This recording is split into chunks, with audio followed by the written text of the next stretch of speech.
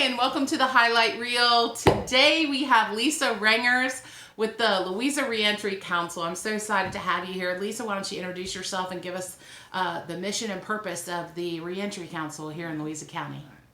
Well, as you know, I'm Lisa with the Louisa Reentry Council, and we work with folks coming out of incarceration.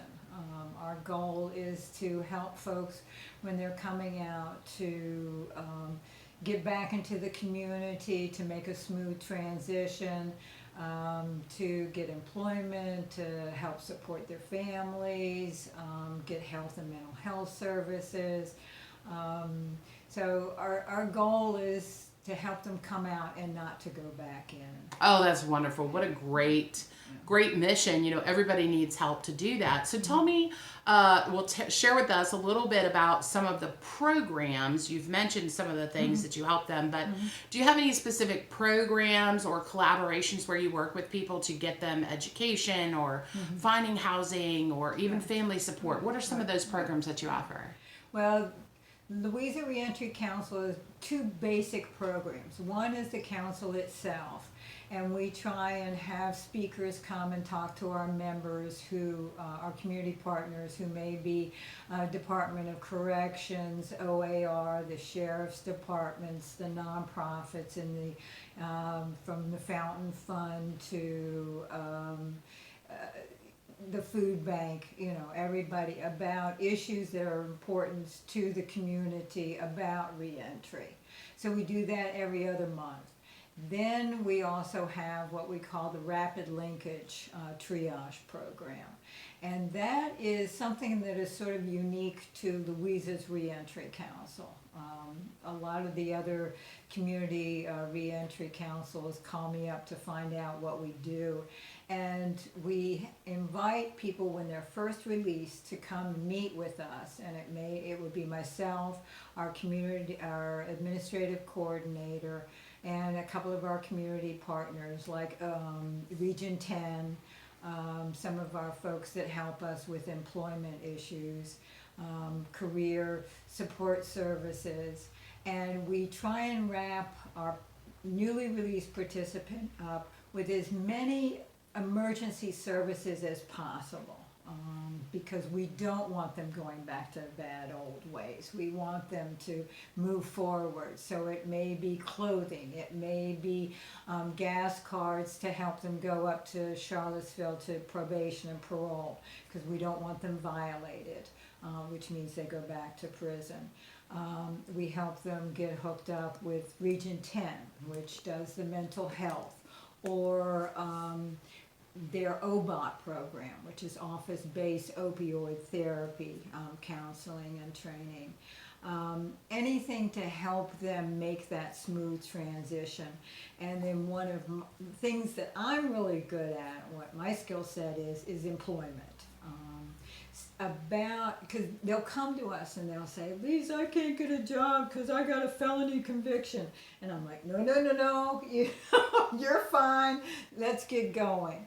And I give them ideas of where, especially here in Louisa, we are so blessed to have factories who really don't care whether or not you have a felony conviction. They just care about your attitude. Are you going to work, and what's your transportation? That is wonderful. Yeah. That is great. It sounds like an amazing program. So let's talk a little bit, like, how would businesses or individuals in Louisa County, how can they support you and your mission and what you're doing? You know, is there a way to volunteer, to donate, to provide goods, to provide education? You know, what are some of the ways that people in our general community can get involved in helping you with your mission? Well, they're already being a great support to us.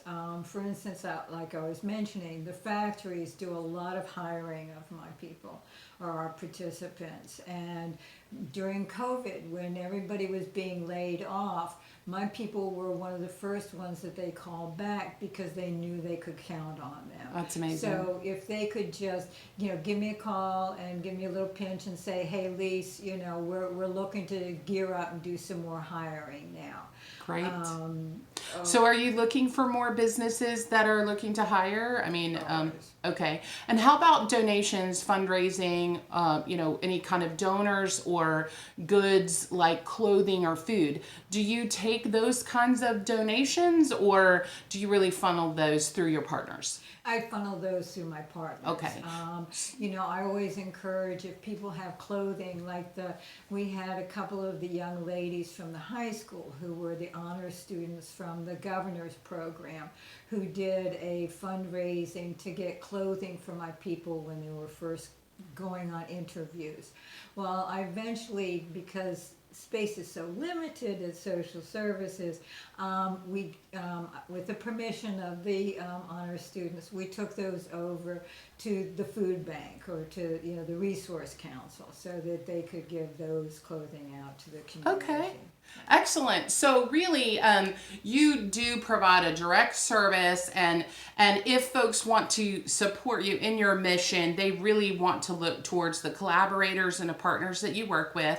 And so one of the things that we'll do, Lisa, we'll go ahead. Lisa and the Reentry Council are a member of the Chamber. So if you go to the Chamber website, louisachamber.org, you can go under community info and find a business, and you can find Lisa and her organization. They're also listed on supportlouisa.org. And what we'll do, Lisa, I know we need to get your profile updated so it'll show your partners and even some of the businesses that you work with in filling jobs. That'll be great. So it'll be a great resource for people to find you and contribute and support. So I'm so grateful for you being. Did you have something else? Yeah, I have one final thought. When folks are released from incarceration, if you have friends, family, your neighbor who is just getting out, make sure that they call me as soon as possible.